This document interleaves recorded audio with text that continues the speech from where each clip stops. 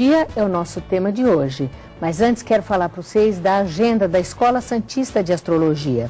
Ela tem novas turmas para o curso básico de Astrologia e no dia 20 de abril há uma excursão para o fenômeno do algodão lá em Votuporanga com uma consulta particular.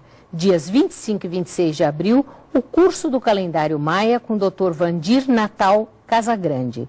A Escola Santista de Astrologia fica na rua Goitacazes, número 8, Altos. Telefone 3284-9714 ou acesse o site www.escolasantistadeastrologia.com.br.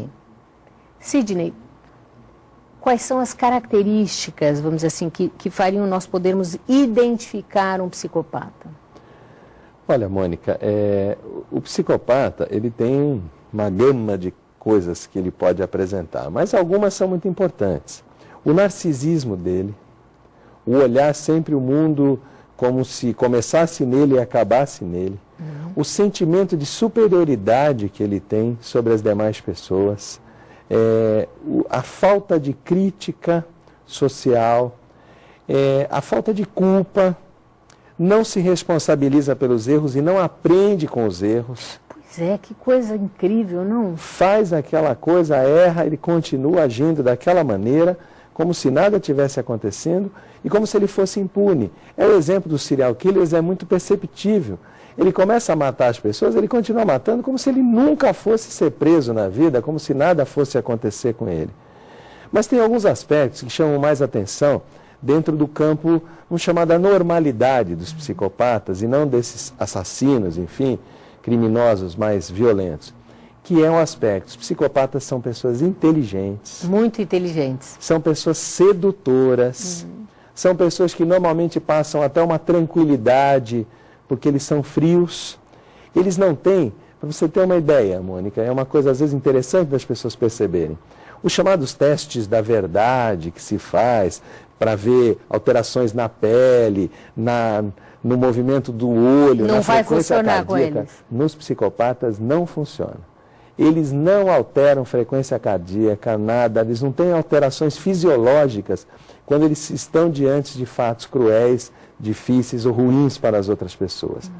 Mas voltando àquele aspecto, o psicopata, por ele ser um sedutor, ele é uma pessoa que agrada, que convence, que ludibria as pessoas. E é uma pessoa querida, até que muitas você começa a perceber, querida, né, que, meu Deus do céu. Exatamente, que você tem uma pessoa que parecem duas, né? Sim. Que é aquela pessoa agradável, legal, e depois você descobre que ele matava todo mundo ali na esquina. Eu ouvi de uma pessoa, enfim, né, que conviveu com um psicopata sem saber, e depois, quando foi descobrindo, meu Deus, ele é um monstro, né? Porque, na verdade, Exatamente. assim, é um monstro, mas não demonstra.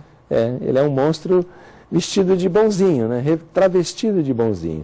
E muitas vezes o psicopata, ele, pela sua característica, sagacidade, porque ele é uma pessoa plugada no mundo, ligada nas coisas, ele não é um cara que está por fora das situações. E vai saber exatamente o que você quer ouvir, Exatamente. Ele trabalha, ele seduz, ele é um conquistador, quando normalmente são homens, os homens mais frequentemente são psicopatas do que as mulheres, são conquistadores, seduzem as mulheres, são mentirosos, conseguem mentir com muita habilidade e as pessoas têm dificuldade de perceber a mentira. E quando são pegos na mentira, não se abalam com isso. Falam, não, isso foi porque eu contei isso, porque eu precisava falar isso, mas assim, a verdade é outra e conta outra mentira e você às vezes é iludido por esse perfil. Qual é o tratamento? Existe algum tratamento? Esse é um ponto muito controverso, porque assim, existem estudos que mostram dificuldade nos tratamentos. Assim como existem alguns estudos que mostram que trabalhos psicoterápicos são capazes de mexer em alguns conteúdos e ensinar a esses pacientes uma coisa que eles não têm, que todo mundo possivelmente já ouviu falar do tal do superego, que é o que nos dá contorno na vida, que diz que o nosso desejo ele não pode ser realizado sempre que a gente quer, e eles não têm isso. E muitas vezes as psicoterapias ajudam nesse aspecto. Fazendo a pessoa aprender a se frustrar. Aprendendo a se frustrar. Porque esse é um problema grande do psicopata. Ele lida mal com a frustração. E isso, às vezes, a gente já percebe desde criança nas pessoas ou nos adolescentes, que não conseguem, quando querem uma coisa e não dá certo, não conseguem lidar com aquilo, ficar triste, ficar magoado. Para eles, a reação normalmente é de raiva, de ira muito grande. Então, você não deixa o adolescente sair de casa para fazer um negócio, ele vai lá, risca o teu carro inteiro, faz uma atitude de raiva em relação a você, descomunal ao fato que ele estava sendo, aspas, punido ou não merecedor daquela possibilidade. Então, esse tipo de comportamento é que a gente, às vezes, precisa identificar melhor nas pessoas e, como diria minha avó, que é de menino que se torce o pepino, com certeza, né? A gente, desde pequeno, se a gente percebe alguma coisa dessa, tentar tratar, tentar fazer um acompanhamento para construir um pouco esse limite. Mensagem final para o nosso telespectador. Olha, isso daria pano para manga, viu, esse assunto? Não, com certeza, Mônica, é um assunto bem intrigante, né? Olha, eu diria para vocês que, assim, apesar desse número alto, dessa presença grande de psicopatas, quando a gente fala nisso, a gente fala em pessoas que têm um pouquinho de psicopatia, há que tem muita psicopatia. Nós não estamos com uma cidade cheia de assassinos perigosos e criminosos. Mas, assim, eu acho que as pessoas precisam cada vez ficar mais atentas aos transtornos emocionais. Sim. Porque a vida das pessoas e a vida da sociedade é muito afetada pelas doenças mentais em geral.